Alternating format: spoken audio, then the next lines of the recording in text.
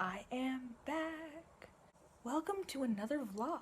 As you just saw, am on the Cape. This is where I've been coming here since I was like, oh wow, like just a little peanut. I've been coming to this particular stretch of the Cape, and we stay at the same place just about every year. Some years we've stayed other places. This vlog is gonna be another one of those why I wrote it vlogs. You see the other one I did last time for the God's Masterpiece, a short story, and this one is going to be about the short story that this is the first one that I had published in the Armenian Weekly, and I wrote it a few years ago, which is why I'm probably not terribly proud of it compared to other things I've done, but I thought it's only fitting to talk about it since it takes place on the Cape, and we are on the Cape.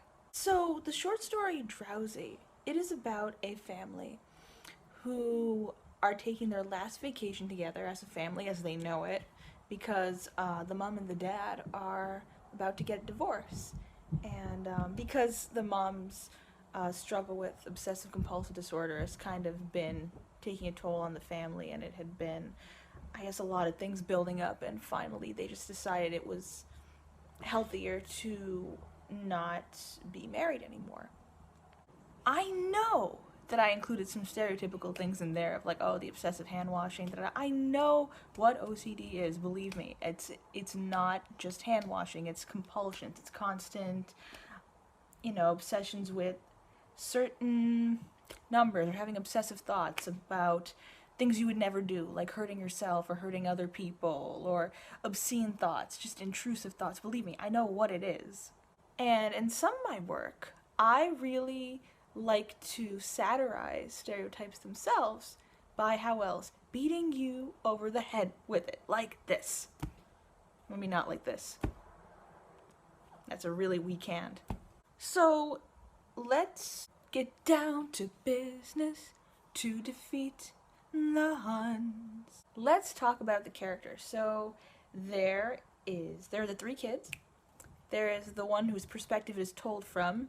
Her name is Yelena, but her brothers and her family call her Lenny. And in this story, she's looking back on her childhood. It's not told from like a child's perspective. It's told from a perspective of like an adult looking back on the memory of being on this vacation with the family and going through all the things with the mom and the dad and everything. And there's her two brothers, Eric and Armand.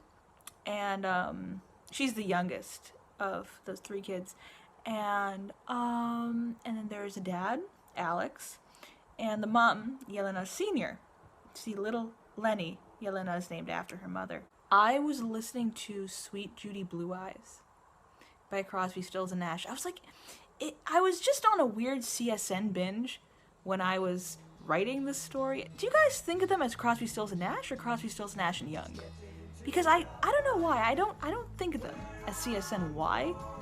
Because I feel like they didn't record a majority of their stuff with Young. I think really makes it special, not just in terms of the story, but as a love song in general, is that it's about a couple who, I know it was Stephen Stills had written it about what he had had with Judy Collins, but because the speaker of the song seems to acknowledge the fact that it's no longer working. But the thing is, they still love each other very much.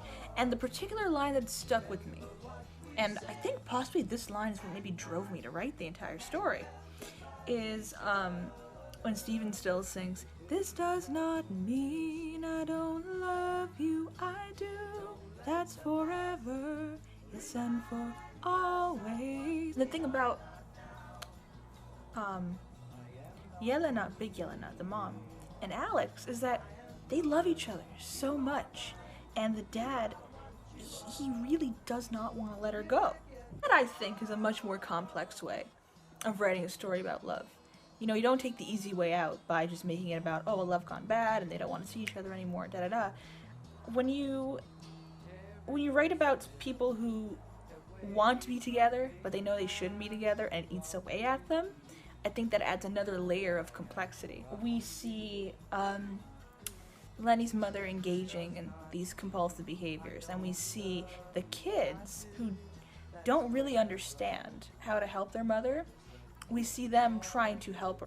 One of the things they do, because, you know, kids, they do certain things thinking it'll help, but then they realize that it doesn't help in their own little childlike ways, is that they take toilet paper. That's how the story opens, when the mother's lying on the bed and the kids are wrapping her hands and arms in toilet paper to prevent her from obsessively washing her hands. When you're reading the story, you get the sense that the kids want to have control over the situation, and they don't want their family to be torn apart, and they don't want their mother to be ill like this, but they realize they can't.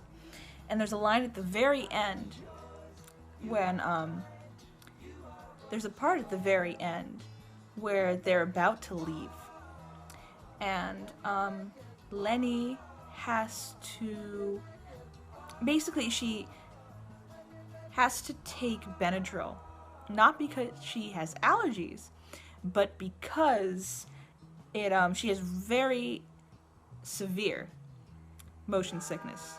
That's how I had written the character. And the Benadryl is what she was given to help her go to sleep, because you can't vomit if you're asleep, right? That may or may not be autobiographical. Benadryl sleep is pretty good. It's nothing compared to Dramamine sleep, though. That stuff is like, it's like better than general anesthesia. I mean, I don't know what to, can you tell how lame I am? I'm sorry, like, I barely did any drugs in high school. I was not into that stuff at all. I was never a heavy drinker. I don't like alcohol that much. I mean, I'm so lame. Can you tell? And so instead of taking her medicine, what she does is she holds it out to her mother, who is, you know, mother is checking everything, making sure she has everything, da-da-da, in the way somebody like that might do, and she's holding the pill out to her mother, and her brother sees Lenny holding out the Benadryl to her mom and realizes what she's trying to do, and then he takes the pill and he shoves it into Lenny's mouth, because he realized that what she wanted, that in Lenny's logic was that, and it's funny how children think, and I wanted to put this in my story.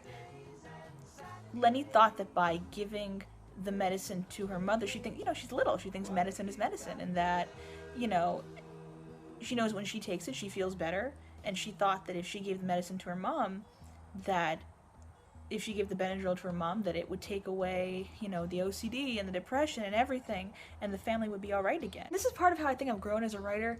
I don't rely on symbolism that much anymore. Like, I just, now when I read that story and I see the thing with, like, the Benadryl and sickness and this kind of sickness and that kind of sickness, and how she thought it would be, like, the magic cure-all to make everything better. I just feel like such a douche. I know someone's gonna come at me with like, oh, that's selfish, you know. It's, don't make people with mental illness feel bad because of how they affect them. Believe me, I've looked at this issue from both sides now. As somebody who deals with mental health issues myself, like, I know that what happens to me affects other people, and I don't begrudge myself for it, and I don't begrudge anybody else for feeling that way. It's getting to the point